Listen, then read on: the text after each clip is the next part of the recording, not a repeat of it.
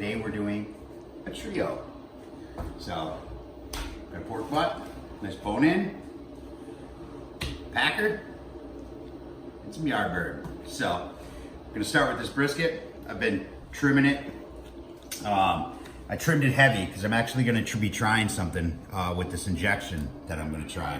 I put it together. It's ghee, beef stock, prime dust solution, some beef therapy, little Worcestershire. I figured the ghee is gonna actually introduce a lot of the fat into the meat. So I wanted to trim the meat heavy. So as you can see here, we got this thing trimmed down hardcore. Even the separation between the point and the flat, I got that trimmed down. I am gonna do them together though. And we're gonna get this thing done up, rubbed up, and loved up. So I'm gonna start here. Like I said, here's the injection. I have some cow ghee, which is basically a clarified butter. All the milk proteins, all that stuff removed. And the beef stock, some prime dust solution, and some beef therapy. So we're going to give her some of this. And I'm just going to spread it around. So I'm gonna start at one end, make a little pocket, slowly pump it in there until I can feel her. And I'm gonna go about every 4 inches or so and just work my way around this baby. Make sure she gets all in there.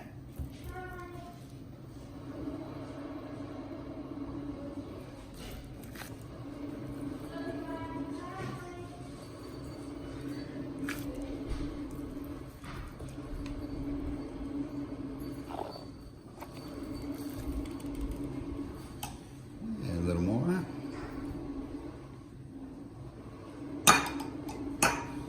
Just gonna keep working my way across it.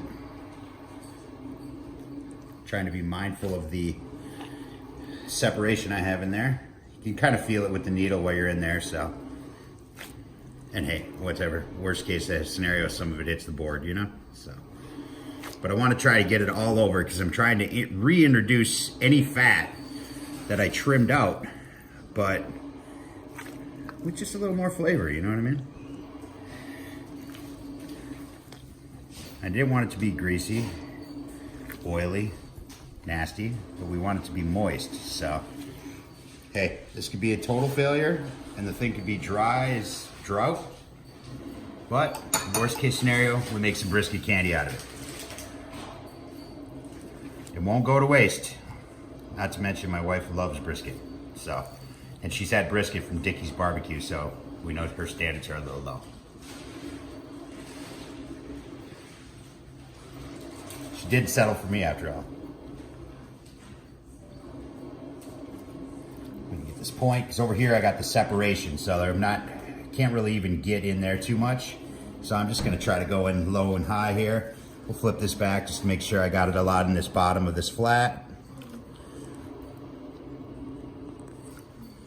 Let's get her all over in there. This is gonna be serious flavor. So hope she stays moist. So we're gonna hope for the best.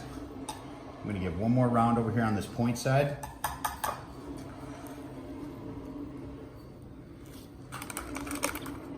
Try to come in there at an angle where I know I'm actually hitting the point and not in between where I carved it out.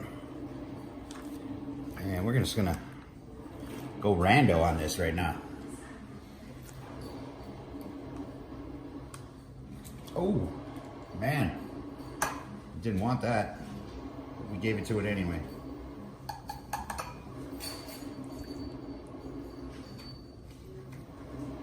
All right, she does not seem to want to take any more, so that's where we're gonna leave that. I think we're good on it anyway. So now I'm just going to hit it with some beef therapy.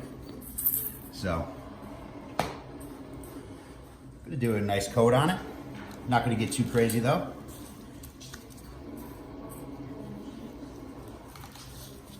I'm gonna make sure it all gets to where it needs to. I'm gonna rub it in. I'm gonna do inside between that separation. Gonna keep this stuff mixed up because it settles hard because of the different grinds. So, and of course you can do this with whatever your favorite rub is.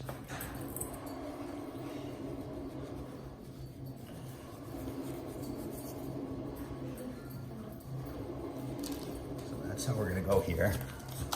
Make sure we got some attachment. Now let's get underneath this baby here.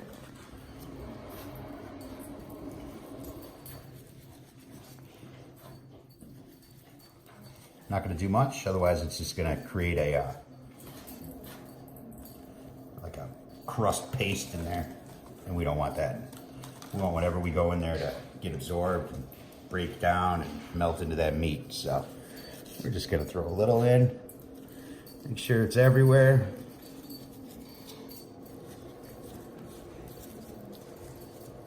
Like so.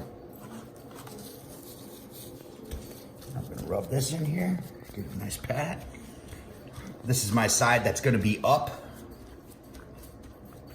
So right now I'm gonna give her a flip. Get this side going down. Again, trimmed both sides heavily.